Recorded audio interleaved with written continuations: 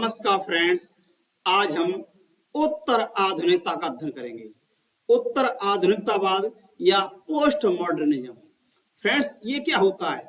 ये एक ऐसा दर्शन है जो किसी एक मान्यता, एक विश्वास, एक मूल में विश्वास नहीं करता है। इसका मानना है कि ज्ञान क्या है?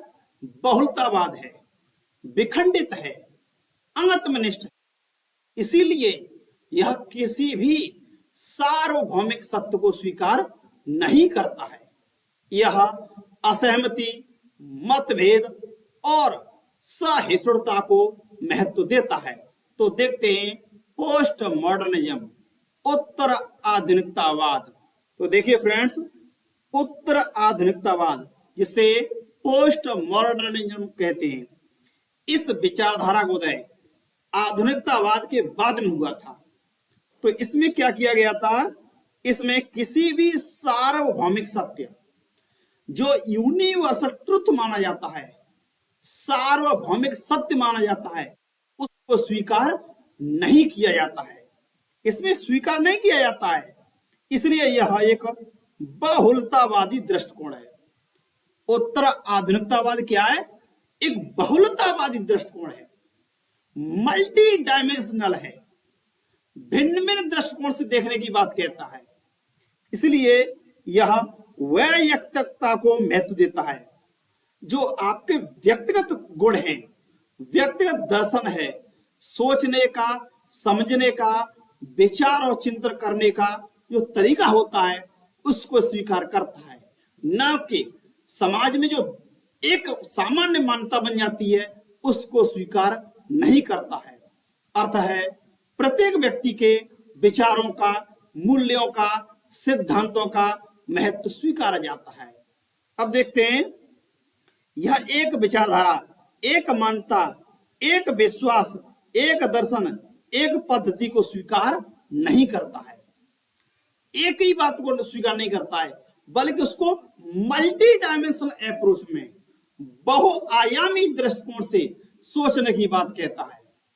जैसे स्टूडेंट्स टीचर के बारे में भिन्न भिन्न दृष्टिकोण बनाते हैं, इसी तरह से आप समाज के अंग हैं, किसी व्यक्ति के बारे में अलग अलग तरीके से सोचते हैं। यह एक बहुल आयामी दृष्टिकोण है। आगे देखते हैं फ्रेंड्स, इसके अनुसार विचार क्या सापेक्ष है। इसका मानना है, इसके अनुसार विचार सापेक्ष होते हैं। विचार समाज और संस्कृति पर आधारित होते हैं। विचार किस पर आधारित होते हैं? हमारी जो सोसाइटी है और कल्चर है, उसके आधार पर हमारे विचार निकल के आते हैं, क्योंकि समाज और संस्कृति के द्वारा विचार प्रभावित होते हैं। इसलिए विचार अर्थात ज्ञान, ज्ञान क्या है? ज्ञान भी एक विचार ही है। ये वैज्ञानिक, वस्तुनिष्ठ और सार्वभौमिक नहीं होता है।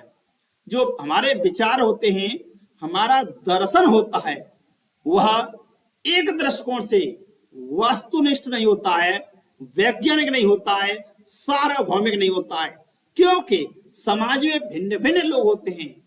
उनका सोचने का तरीका, उनकी जीवन शैली, उनका दर्शन अलग अलग होता है। इसलिए विचार क्या है, ज्ञान क्या है? ये मानता है विखंडित, आत्मनिष्ठ और सापेक्ष होता है। फ्रेंड्स, उत्तर आधुनिकतावाद मानता है कि ज्ञान क्या है? ज्ञान विखंडित है, आत्मनिष्ठ है और सापेक्ष है। अर्थात प्रत्येक व्यक्ति अपने तरीके से सोचता है। जैसे कोई व्यक्ति किसी के बारे में अच्छी तरह सोचता है, दूसरा नकारात्मक तरीके से सोचता है, लेकिन सोचते सब हैं। तो ज्ञान क्या है? ये ज्ञान आत्मनिष्ठ है, विखंडित है और सापेक्ष है। आगे देखेंगे, जबकि जो उदारवादी विचारधारा है, लिबरलिज्म है, उदारवादी अपने विचारों को सार्वभौमिक, वैज्ञानिक और वस्तुनिष्ठ रूप से देखते हैं। जो उदारवादी विचारधारा है, उसका मानना है कि विचार कैसे होते हैं? सार्वभौमिक होते हैं, यूनिवर्सल होते हैं, साइंटिफिक होते हैं और ऑब्जेक्ट होते हैं। लेकिन उत्तर आधुनिकतावाद वह मानता है विचार क्या होते हैं, विचार सापेक्ष होते हैं, निरपेक्ष नहीं होते हैं और इसी तरह से आत्मनिष्ठ होते हैं, क्योंकि प्रत्येक व्यक्ति अपने तरीके से सोचता है।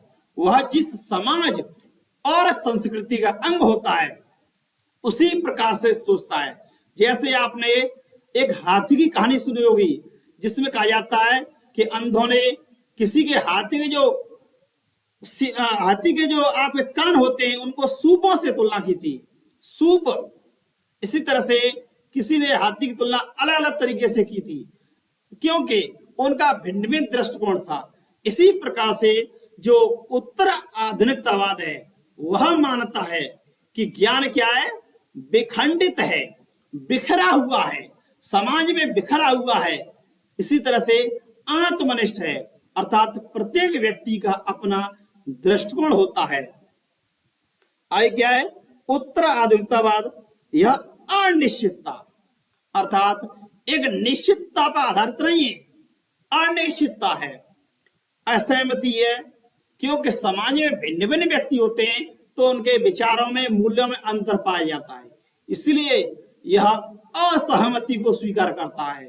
इसी तरह से मतभेद, जब समाज में भिन्न भिन्न लोग होंगे तो उनमें मतभेद भी पाए जाते हैं।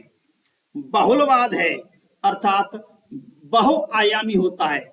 सहिष्णुता, सहिष्णुता में क्या होता है, टॉलरेंसी में होता है, आप किसी के विचारों से सहमत या असहमत हो सकते हैं। जैसे कहा जाता है लोकतंत्र का अर्थ है सहिष्णुता, डेमोक्रेसी मीन्स टॉलरेंसी, जिसमें आप किसी के विचार से सहमत या असहमत हो सकते हैं, असहमत हो सकते हैं या सहमत हो सकते हैं, क्योंकि प्रत्येक व्यक्ति को अपने हिसाब से विचार रखने की आजादी होती है। इसमें क्या होता है, ज्ञान पूर्ण सत्य नहीं होता है। ज्ञान क्या है, पूर्ण सत्य नहीं है, बल्कि व्यक्ति जिस दृष्टिकोण से सोचता है उस पर निर्भर करता है। इस तरह से यह व्यक्ति पर निर्भर होता है जो वस्तु के बारे में सोच रहा होता है। जैसे आप किसी वस्तु के बारे में सोचते हैं तो ये ज्ञान आप पर निर्भर करता है, आपके मूल्यों पर निर्भर करता है, आपके दृष्टिकोण पर निर्भर करता है। जैसे कोई स्टूडेंट वैज्ञानिक बनना पसंद करता है, कोई डॉक्टर इंजीनियर बनना, तो कोई प्रोफेसर टीचर बनना पसंद करता है। हर व्यक्ति अपने योग्यता और क्षमता से, अपनी आवश्यकता से, अपनी इच्छा से रोजगार के चयन के लिए स्वतंत्र होता है। इसी तरह से ज्ञान पूर्णतः सत्य नहीं होता है, बल्कि उस पर निर्भर करता है जो वस्तु के बारे में सोच रहा होता है।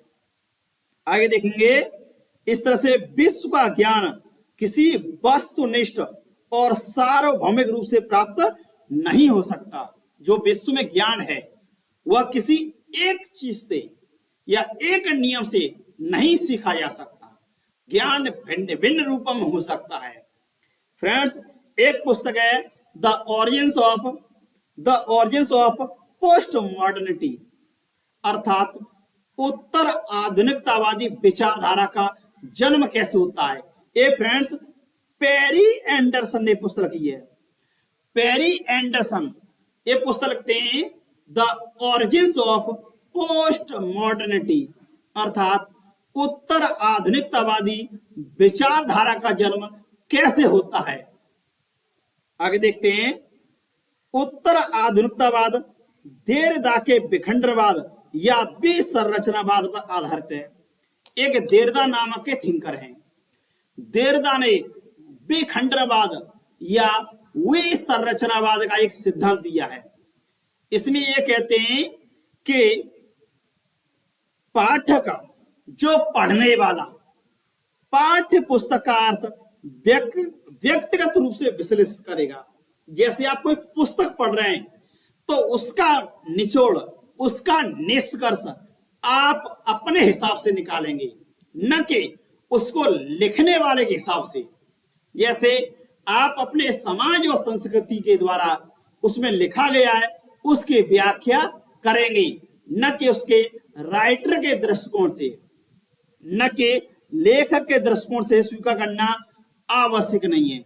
जो राइटर है उसके विचार दर्शन को आप स्वीकार करने के लिए बाध्य नहीं है। इसके अनुसार पाठ के बजाय उसके संदर्भ या सामाजिक परिवेश और परिस्थिति महत्वपूर्ण होती है। उसका जो सामाजिक परिवेश होता है और परिस्थितियां होती हैं वह ज्यादा महत्वपूर्ण होती हैं, न कि केवल पुस्तक को पढ़ लिया जाए। क्योंकि जो हम सामाजिक परिवेश में जीते हैं, सामाजिक परिस्थितियों में जीते हैं, उसी के हिसाब से हम निचोड़ निकालते हैं, निष्कर्ष निकालते हैं। इस तरह से पाठक लेखन के अभिप्राय को निर्धारित करेगा, न कि लेखक। इस तरह से आप लेखक के विचार से सहमत हैं या नहीं हैं, ये निर्भर करेगा पाठक द्वारा, जो पढ़ रहा है, जो अध्ययन कर रहा है। देखेंगे फ्रेंड्स, विखंडनवाद, विखंडनवाद या विसंरचनावाद। तो विखंडनवाद या विसंरचनावाद क्या होता है फ्रेंड्स? ये विखंडनवाद या विसंरचनावाद में ये देरदा का दर्शन है। देरदा ने ऑफ ग्रामेटोलॉजी में विखंडनवाद या विसंरचनावाद का विचार दिया था। इसमें क्या होता है, जो पुस्तकें लिखी होती हैं या मूल्य मान्यता होते हैं, सिद्धांत होते हैं, उनका विखंडन किया जाता है। जिस तरह से एक पुस्तक में शब्दों को बदल करके उसका अर्थ बदल जाता है, उसी तरह से समाज में प्रचलित मूल्य, मान्यता, सिद्धांत इत्यादि को भी बदला जा सकता है। इस तरह से फ्रेंड्स, देरदा के द्वारा, देरदा ने ऑफ ग्रामेटोलॉजी एक पुस्तक लिखी है, उसमें विखंडनवाद या विसंरचनावाद का विचार दिया है। विखंडनवाद का मानना है कि विचार, अवधारणा, सिद्धांत, मूल्य, पूर्वानुमान बदले जा सकते हैं। जो विखंडनवाद मानता है कि जो सिद्धांत हैं, मूल्य हैं, मान्यता हैं, उनको बदला जा सकता है। कैसे बदला जा सकता है? जैसे शब्दों को बदल करके, जो वर्ण हैं उनको चेंज करके हम एक रचना या कृति को बदल सकते हैं, उसी प्रकार से अवधारणा, सिद्धांत, मूल्य, मान्यता इत्यादि को भी बदला जा सकता है। इसके अनुसार पाठक पाठ्य पुस्तक का अर्थ व्यक्तिगत रूप से विश्लेषित करेगा। जो पुस्तक लिखी है उसका जो अध्ययन करने वाला व्यक्ति है, अर्थात पाठक है, उसका अपने दृष्टिकोण से विश्लेषण करेगा, अध्ययन करेगा और उसी हिसाब से निचोड़ निकालेगा। प्रत्येक व्यक्ति का दृष्टिकोण, प्रत्येक व्यक्ति का जो देखने का नजरिया होता है वह सामाजिक और सांस्कृतिक परिवेश से निर्धारित होता है। आपका दृष्टिकोण, आपका नजरिया सामाजिक और सांस्कृतिक से दृष्टिकोण से निर्धारित होता है, क्योंकि जिस समाज में आप रहते हैं उसी हिसाब से सोचते हैं, उसी हिसाब से देखते हैं। इसलिए वह सत्य का अपने दृष्टिकोण से विखंडन करेगा। जो समाज में मूल्य मान्यताएं उनका विखंडन कर सकता है। ठीक है फ्रेंड्स, अब देखते हैं कुछ उत्तर आधुनिकतावादी विचारक हैं। तो एक हैं मिशेल फूकोल्ट। तो मिशेल फूकोल्ट यह एक उत्तर आधुनिकतावादी विचारक हैं। इनके द्वारा इन्होंने history of sexuality, the history of sexuality पुस्तक लिखी है और डिसिप्लिन एंड पनिश पुस्तक लिखी है। इनके द्वारा उत्तर आधुनिकतावादी विचार दिए गए हैं, उनको इन पुस्तकों में लिखा है। देखते हैं ये क्या कहते हैं। शक्ति के बारे में ये क्या कहते हैं? मिशेल फूकोल्ट शक्ति के बारे में कहते हैं, शक्ति न तो राज्य में केंद्रित है न वर्ग में केंद्रित है, बल्कि संपूर्ण समाज में बिखरी हुई है। इनका मानना है जो पावर है न तो वो राज्य में है न वर्ग में है, बल्कि जो संपूर्ण समाज है उसमें बिखरी हुई है। जिस प्रकार से शरीर में कैपिलरी, हमारे शरीर में धमनियां धमनियां पूरे शरीर में फैली हुई हैं, इसी तरह से शक्ति भी संपूर्ण समाज के बीच में बिखरी हुई है, अर्थात एक व्यक्ति भी नहीं है और न ही राज्य में है। इस तरह से शक्ति का कोई केंद्र नहीं है। इनका मानना है कि शक्ति का कोई केंद्र नहीं है, शक्ति नीचे से ऊपर की ओर प्रवाहित होती है। शक्ति क्या होता है? ये नीचे से ऊपर की ओर प्रवाहित होती है। इस तरह से इसका कोई केंद्र नहीं है। पावर हैव नो सेंटर, इसका कोई केंद्र नहीं है।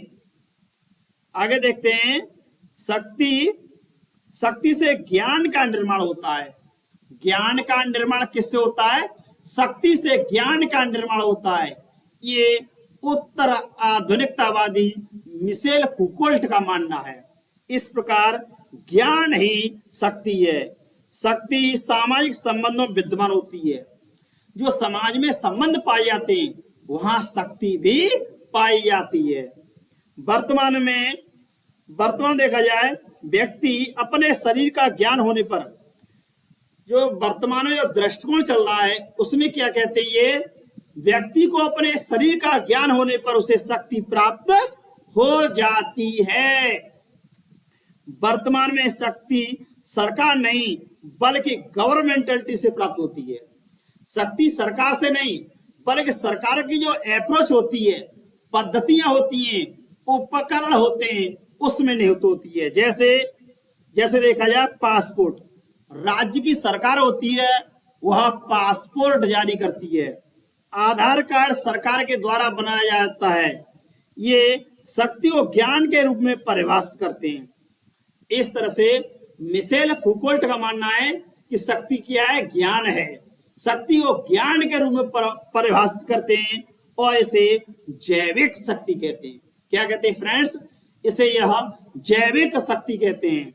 इस तरह से शक्ति सामाजिक संबंधों में विद्यमान होती है।